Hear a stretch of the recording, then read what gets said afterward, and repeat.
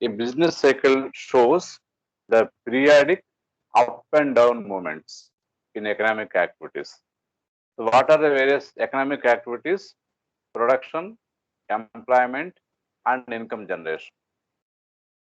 So the cyclical movement is characterized by alternative waves of expansion and contraction, which is nothing but a business cycle.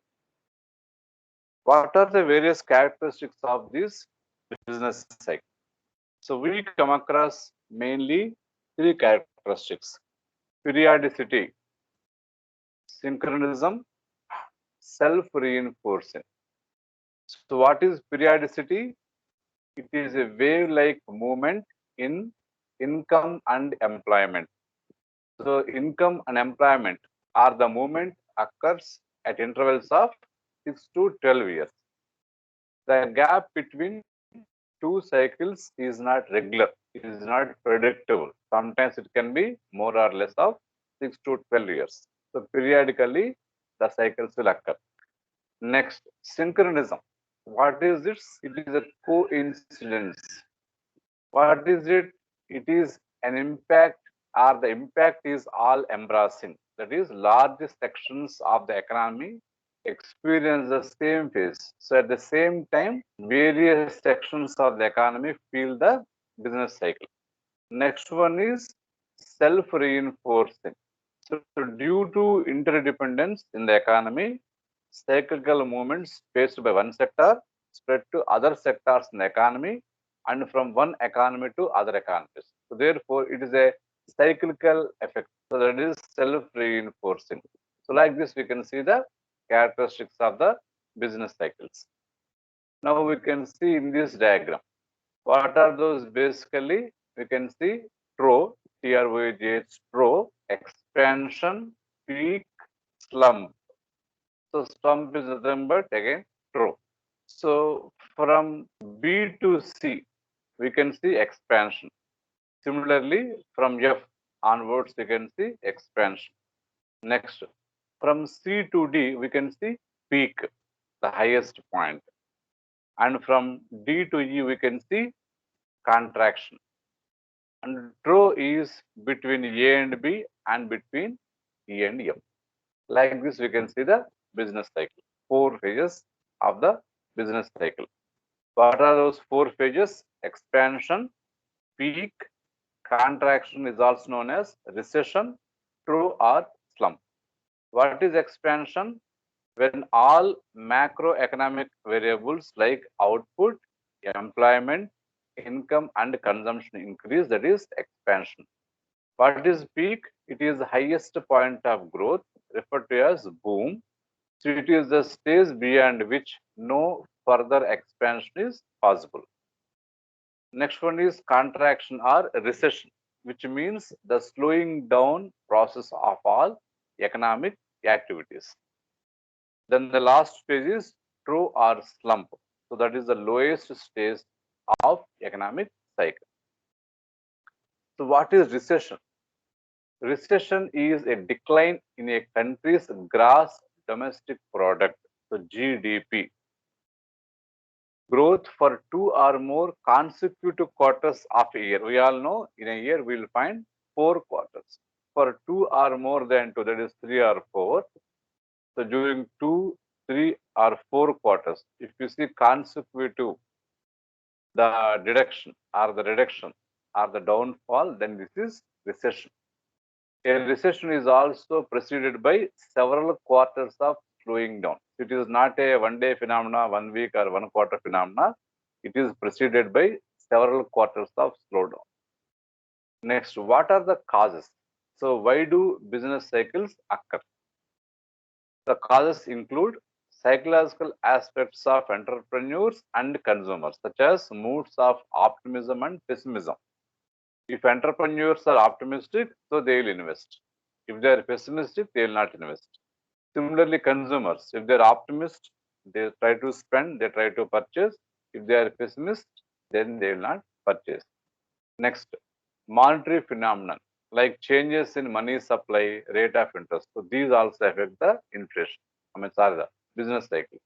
Next, economic factors such as over-investment, under-consumption, and over-savings. So whenever over-investment occurs, if it is consumed better, no problem. But whenever the under-consumption takes place, again we can see contraction. That is also one of the reasons of the causes of the business cycle. Next, major changes in the economic conditions under which producers supply goods such as technological breakthroughs. So this is also one of the reasons for business cycles. Okay, in these business cycles, we have got some theories. So in this class, let us discuss about a couple of theories. In the next class, we'll go for the other theories and consequences, etc. So one such theory is what? Keynes theory. So Keynes is created with presenting a systematic analysis of factors causing business cycles. So according to Keynes, economic fluctuations are due to changes in rate of investment. The rate of investment depends mainly upon the rate of interest. So less the rate of interest, people or entrepreneurs try to take the loans, borrow the loans, and try to invest, and vice versa. So Keynes introduced the concept of marginal efficiency of capital.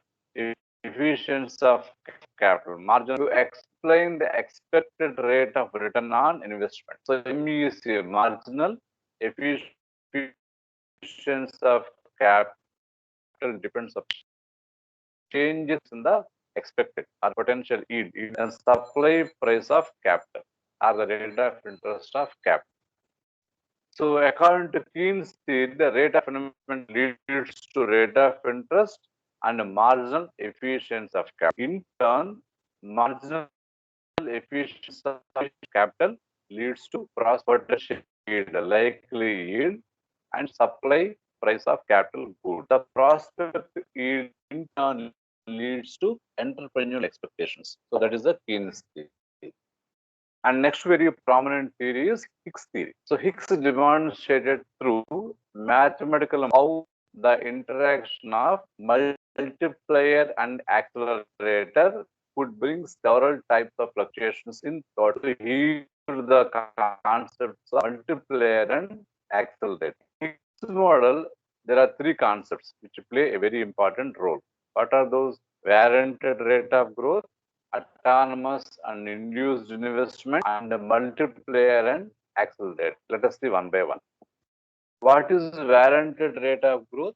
It sustains itself in a consistent with the equilibrium of saving and investment. If the growth sustains itself in consistent with the equilibrium of saving and investment. So that is warranted rate of. Next, autonomous and induced investment. So autonomous means independent, induced means dependent. So this is also one of the concepts of the Hicks theory. Next one is interaction of multiplier and accelerator. The fundamental causation of the trade cycle is in the multiplier accelerator relationship. That is, the relationship between multiplier and accelerator leads to the business cycle. We can look at this, the same phenomenon in terms of a table. So column 1 we have got periods, column 2 we have got autonomous investment, column 3 we have got induced consumption, column 4 induced investment, column 5 increase in income, and last column is what? Business cycle phase, the phase of the business cycle. So if you look at the periods till the sixth one, of course, the autonomous investment is uniform throughout, but when it comes to induced consumption, till the sixth period, we can see increment, and from there it is decrease, downward trend. So when it comes to the induced investment, so it is increasing till the fourth period, then 4 and 5 there is no change, stability or saturation, and from 6th onwards it is reduced, and during 8th and 9th periods you can see minus, same are stable, but it is minus days. So when it comes to the increase in income, that is the fifth column, you can see increment till sixth phase, and from where it is falling down. So based upon this table, we can classify the whole periods, 9 periods, into 3 categories. Category 1, expansion from period 1 to period 5. Category 2, sixth period, that is full employment.